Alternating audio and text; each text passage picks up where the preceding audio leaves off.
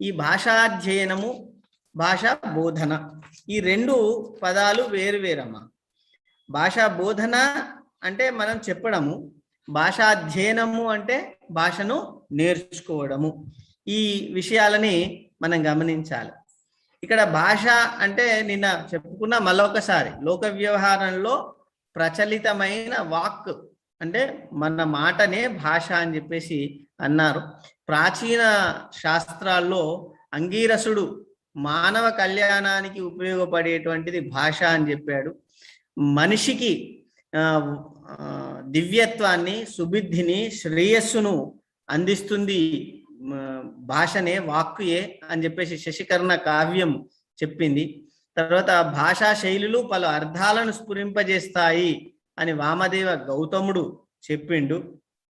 అసలు ఈ భాష అనేటువంటిది దేవుణ్ణి స్తుతించడం కోసం ఇంద్రుడు సృష్టించాడు అని కూడా ఋగ్వేదం చెప్తుంది. అంటే భాష అవసరాలతో పాటు ఆధ్యాత్మిక భావాలను కూడా కలిగిస్తుంది అనేటువంటి విషయాల్ని చెప్తూ, ఇట్లాంటి గొప్ప మహత్తరమైనటువంటి శక్తివంతాలమైనటువంటి భాషల యొక్క అధ్యయనము, బోధన చాలా కాలం నుంచి జరుగుతూనే ఉన్నది అనేటువంటి విషయాన్ని మనం గమనించాలి. బోధన అనేటువంటిది ఒక విస్తృతమైనటువంటి సంక్లిష్టమైనటువంటి ప్రక్రియ.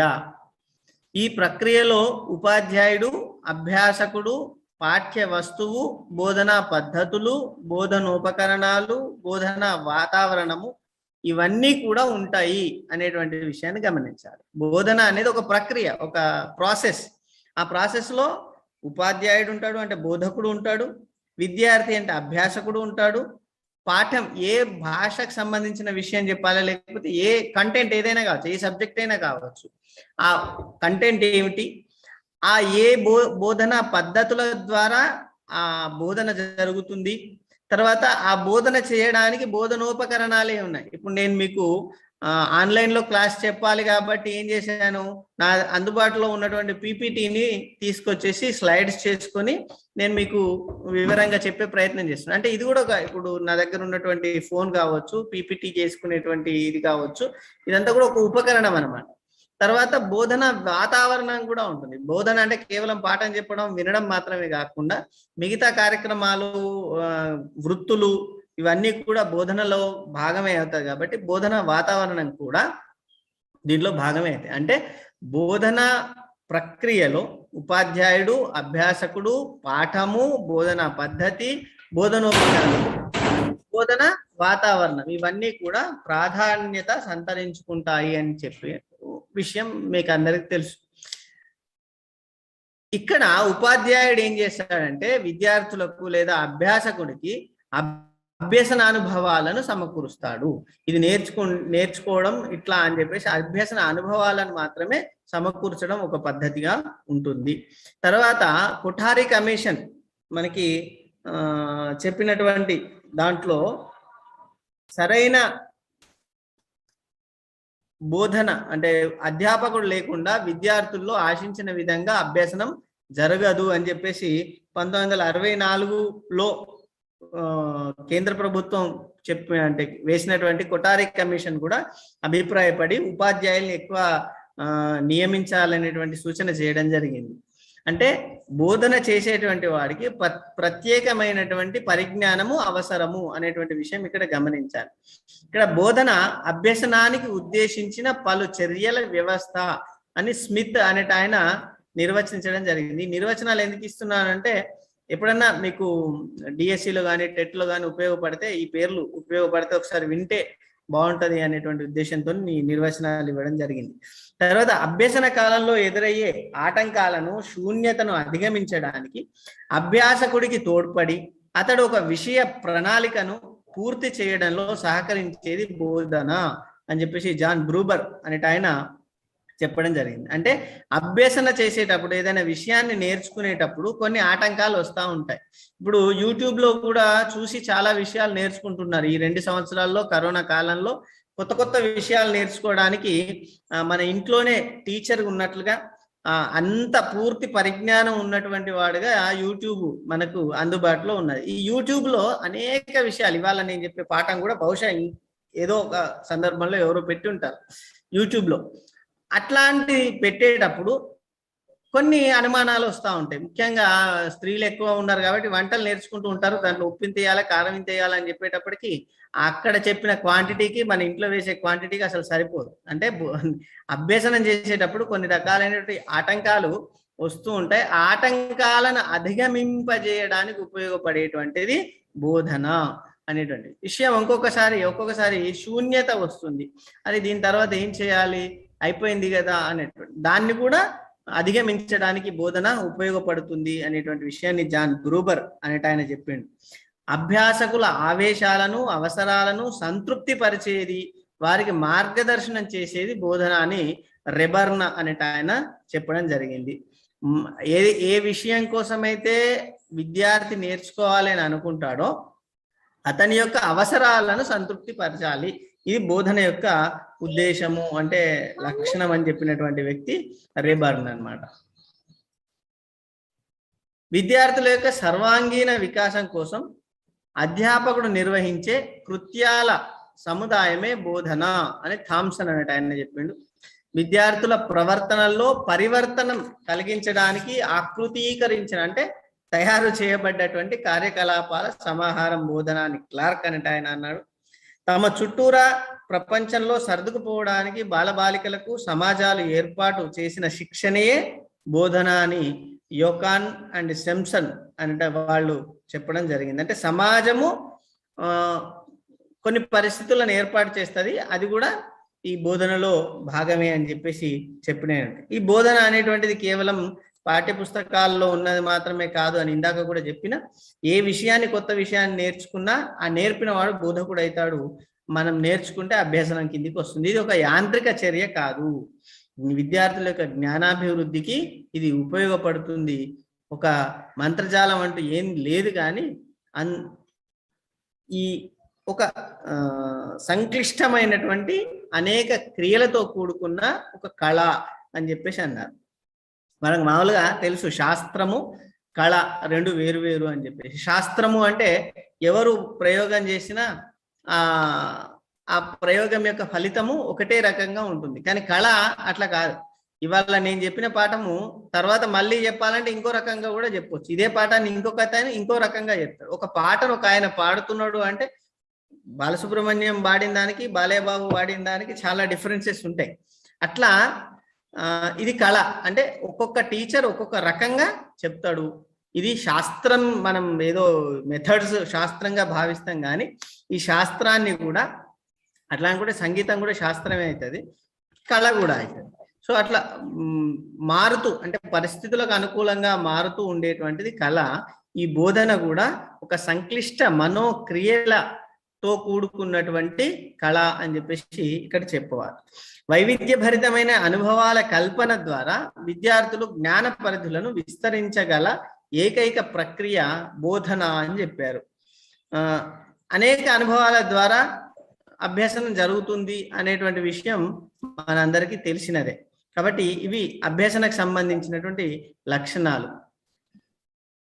ఇందాక బోధన సంబంధించిన లక్షణాలు అవైతే మరి అభ్యసన అంటే ఏంటి? ఈ అభ్యసన కూడా బోధన కంటే ఎక్కువ ప్రాధాన్యత కలిగింది. ఒక్కొక్కసారి అభ్యాసం చేయాలి అనుకునేటువంటి వ్యక్తికి బోధకుడు లేకున్నా బోధన కన్నా అత్యధికమైనటువంటి ప్రాధాన్యం కలిగినటువంటిది క్రియ అభ్యసనము లేదా అధ్యయనము అని చెప్పేసి పెద్దలు చెప్పారు. ఇక్కడ అభ్యసనము పేదవాళ్లకు సంపద లాంటిది, ధనికులకు గౌరవం లాంటిది, యువకులకు ఒక ఉపకరణం, ఒక సాధనం లాంటిది, వృద్ధులకు సుఖాన్ని ఇచ్చేటువంటి ఒక ఆసరా అనేటువంటి నిర్వచనాలు పెద్దలు ఇవ్వడం జరిగింది. దేనికి? అభ్యసనానికి సంబంధించి. వాళ్ళు అభ్యసనం చేస్తుంటే ఇవన్నీ పొందుతారు అని చెప్పేసి. మరి అభ్యసనానికి సంబంధించినటువంటి భావనలు ఏమిటి అని అంటే, అభ్యసనము అనుభవాలు శిక్షణ ద్వారా లభించేటువంటి క్రియ. అభ్యసనం కేవలం ఉపాధ్యాయుడి ద్వారానే వస్తుంది అని కాకుండా ఇది శిక్షణ ద్వారా వస్తుంది మరియు అనుభవం ద్వారా కూడా వస్తుంది. ఈ అభ్యసనము సమస్యల యొక్క పరిష్కారాన్ని సూచిస్తాయి. జ్ఞాన రాశిని, వైఖరులను, నైపుణ్యాలను అభివృద్ధి పరచడానికి ఇదొక ఉపకరణంగా ఉపయోగపడుతుంది అనేటువంటి విషయాల్ని మనకు పెద్దలు చెప్పడం జరిగింది. సో ఇంకా అభ్యసనం అంటే సర్దుబాటు. మనం ఒక విషయాన్ని నేర్చుకున్నాము అంటే సర్దుబాటు చేసుకునేటువంటి శక్తిని కలిగి ఉండడము అనేటువంటి విషయాన్ని ఇక్కడ గమనించాలి. అభ్యసనానికి సంబంధించిన వీళ్ళు కొన్ని నిర్వచనాలు ఇచ్చారు. మానవుల ప్రవర్తనలో శాశ్వత పరిణామాలను కల్పించే క్రియ అభ్యసనం అని డికో అనేట ఆయన. ప్రవర్తిక సామూహిక మరియు వైయక్తిక క్రియ అంటే సామూహికంగా అభ్యసనం జరుగుతూ ఉంటుంది, అట్నే వ్యక్తిగతంగా కూడా అభ్యసనాలు జరుగుతూ ఉంటుంది అనేటువంటి విషయం ఇక్కడ మనకు అర్థమవుతుంది. ఇదొక సృజనాత్మకమైన ప్రతిభాయుతమైనటువంటి ప్రవర్తనలో మార్పు అనేటువంటి విషయాన్ని కూడా మనము గమనిస్తాం. ఈ బోధన అభ్యసన దీనికి రెండుకు సంబంధించి ఇవి బోధన అభ్యసన రెండు కూడా పరస్పర ఆశ్రితాలు. బోధన లేకుండా అభ్యసనం జరగదు, అభ్యసనం లేకపోతే బోధనకి విలువ ఉండదు. అట్లా ఈ బోధన అభ్యసనలు అనేటువంటిది స్మృతి స్థాయిలో ప్రారంభమవుతాయి. అంటే మన జ్ఞాపక శక్తి స్థాయిలో ప్రారంభమై మనిషికి అవగాహన వచ్చి మన ప్రవర్తనలో మార్పు వచ్చి ఆ విషయంలో ప్రావీణ్యతను సంపాదించుకోవడానికి ఈ రెండు అంటే బోధన మరియు అభ్యసనము రెండు కూడా మనకు ఉపయోగపడుతుంది అనేటువంటి విషయాన్ని గమనించాలి. తర్వాత తాత్విక, సామాజిక, మనోవైజ్ఞానిక, ఆర్థిక, రాజకీయ అవసరాలకు అనుగుణంగా ఈ బోధన అభ్యసనాలు మనకు ఉపయోగపడుతూ ఉంటాయి. సామాజిక అవసరాలను తీర్చుకోవడం కోసం కొన్ని రకాల ప్రవర్తనలు మనం మార్చుకోవాల్సి ఉంటుంది. అట్లే మన మానసిక ప్రవృత్తిని మార్చుకోవడం కోసం కూడా కొన్ని రకాల ప్రవర్తనలు మార్చుకోవాల్సి వస్తుంది. మనం డబ్బు సంపాదించుకోవడానికి కానీ లేదా జ్ఞానాన్ని సంపాదించుకోవడానికి కానీ ఉద్యోగం కోసం కానీ కొన్ని విషయాలను అభ్యసించాల్సి వస్తుంది. రాజకీయంగా కొన్ని అభ్యసనాలు చేయాల్సి వస్తుంది. ఇట్లా అనేక రంగాల్లో మనిషి కావాలనుకున్నటువంటి ప్రతి రంగంలో ఉన్నతి కోసం, సర్వాంగీణ వికాసం కోసం ఈ బోధన అభ్యసన అనేటువంటి విషయాలు మనకు ఉపయోగపడతాయి అనేటువంటి విషయాన్ని మనం ఇక్కడ గమనించాలి. ఇప్పుడు ముఖ్యంగా ఉన్నటువంటి బోధన పద్ధతులు ఏమున్నాయి అనేటువంటి విషయాన్ని ఒకసారి మనం గమనిద్దాము. 3 పదాలు మనకు కనిపిస్తాయమ్మా. 3 పదాలలో ఉపగమం అంటే అప్రోచ్, పద్ధతి, మెథడ్, టెక్నిక్, వ్యూహం, ఈ 3 పదాలు కూడా ఈ బోధన కోసం వాడేటువంటి పదాలే. వీటిలో ఉపగమము అంటే ఏం చెప్పాలి అనేటువంటి విషయాల్ని వర్ణిస్తే, ఎలా చెప్పాలి అంటే ఈ ఎలా చెప్పాలి అనేటువంటిది విద్యార్థుల వయస్సు మీద ఆధారపడి ఉంటుంది. వాళ్ళు ఇంతకు ముందు నేర్చుకున్నటువంటి జ్ఞానం ఏంటి అనేటువంటి విషయం మీద ఆధారపడి ఉంటుంది. తర్వాత విద్యార్థులు లేదా అభ్యాసకుల యొక్క సాంస్కృతిక నేపథ్యం ఏమిటి అనేటువంటి విషయం మీద ఆధారపడి ఉంటుంది. ఇట్లా ఇవన్నింటి విషయాలను బేరీజు వేసుకొని చెప్పేటువంటిది ఈ పద్ధతి, మెథడ్ అనేటువంటి విషయాన్ని మనము గమనించాలి. తర్వాత టెక్నిక్ అంటే తరగతి గదిలో పాటించేటువంటి వ్యూహము. ఏం చెప్పాలి, ఎలా చెప్పాలి, ఎట్లా చెప్తున్నాము అంటే ప్రాక్టికల్ గా చెప్పే పద్ధతిని వ్యూహము అని చెప్పేసి అన్నారు. ఈ టెక్నిక్స్, ఈ వ్యూహాలన్నీ కూడా ఉపాధ్యాయుడికి మధ్య తేడా ఉంటుంది. బోధన కళ, బోధన అనేటువంటిది ఒక కళ అని చెప్పడానికి ఈ టెక్నిక్స్ వాడడమే ఒక విషయం అన్నమాట. దీన్ని ఆధారంగా చేసుకునే కళగా ఇది అభివృద్ధి చెంది ఉంది. ఇప్పుడు భాషా ప్రయోగశాల లేదా ధ్వని ముద్రణ యంత్రాలు, బోధన యంత్రాలు ఇవన్నీ ఉన్నాయి. బోధన యంత్రాన్ని ఉపయోగించడం అనేటువంటిది ఒక పద్ధతి. ఆ ఉపయోగంలో దాగిన సూత్రాలు ఉపగమము. ఆ వాస్తవంగా వాటిని క్లాస్ రూమ్లో ఎట్లా ఉపయోగిస్తున్నాము అనేటువంటి టెక్నిక్. ఈ ఎగ్జాంపుల్ ద్వారా ఉపగమము, పద్ధతి, టెక్నిక్ ఈ 3 పదాలకు డిఫరెన్స్ మీకు అర్థమైంది అని చెప్పేసి నేను అనుకుంటున్నా. తర్వాత